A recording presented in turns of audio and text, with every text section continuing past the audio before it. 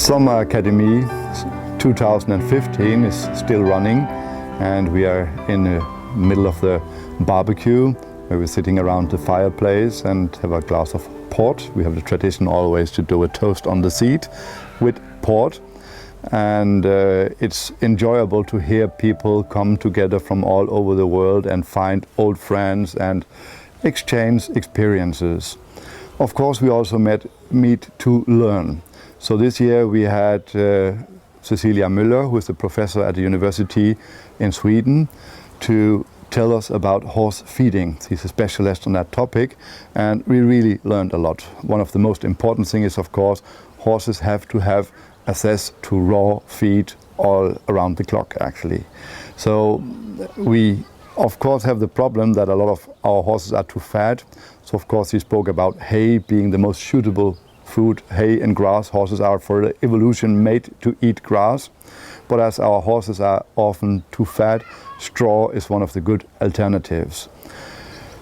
On the other hand, of course, if hay is not enough food for the horse, we can add different things that are okay for the equine stomach. But the dangerous thing is to have periods where the horses have no access to raw food. And this was of course not so new to us, but there was a lot of little details in it which were quite new, and of course having the scientific background for all these traditional things. So Cecilia, who is also a writer in the academic art, could tell us a little what Xenophon thought about feeding, or Grön or Newcastle, and yes, they speak out from experience, and experiences are of course very good, but nowadays our experiences we get a little unsure, and it's nice to have this backup from science. And of course science is not a fixed thing, so science will develop, and often when we asked her, she as a true scientific would say, we still do not know, but we think so and so, or I expect, but the studies has not been done.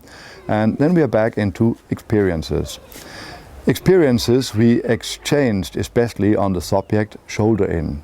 So the topic of the year was shoulder in, and we had very good discussions about all these experiences that people made out there with themselves, with their horses, with different horses, but especially with teaching.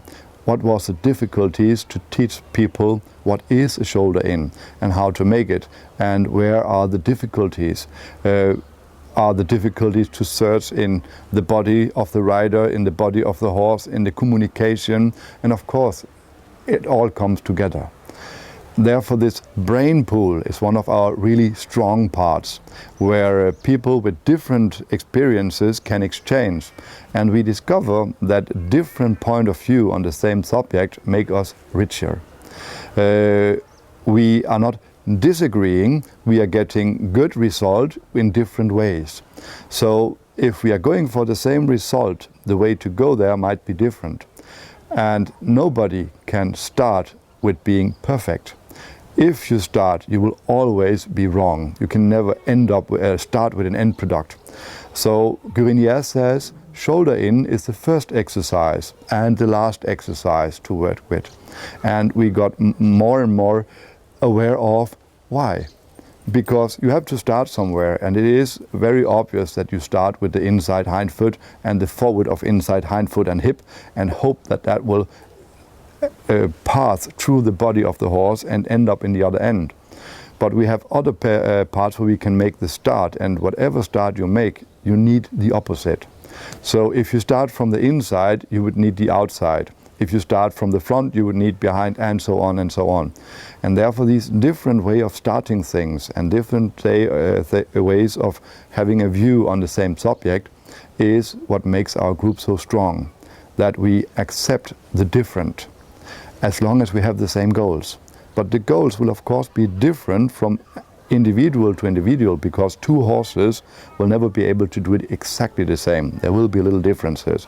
If horses are very equal, like for example 8 Libisanian stallions, you can have a quadrille being very like, but if you take a Shetland pony and a Shire horse, it will look very different. And therefore it's also understanding when you get the same result but being different.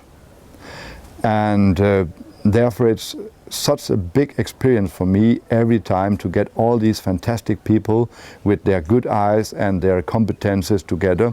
So I do think I learn a lot myself. And the more I take myself back and listen, the better it gets for me. Of course, I can also share my experiences, but as most people are my pupil, they know most cases what I would think about it. And sometimes I'm the one stopping a little the project, which is not by purpose, but because people sometimes are thinking about what I would think about it. And that's very important for us who is teachers, sometimes not always to tell, but also to listen. So for those of you who are teachers, try sometimes to listen to your pupil, and sometimes you will discover that you as a teacher will learn very much through teaching. You have to teach you will be forced to put it into words. Your thoughts are not finished when they have not once come out of the mouth. And if you then have to take them out of your mouth in different ways with different pupils, you will discover that you will get other aspects on the same subject. So therefore, thank you very much for 2015. Looking forward to see you, all of you, next year.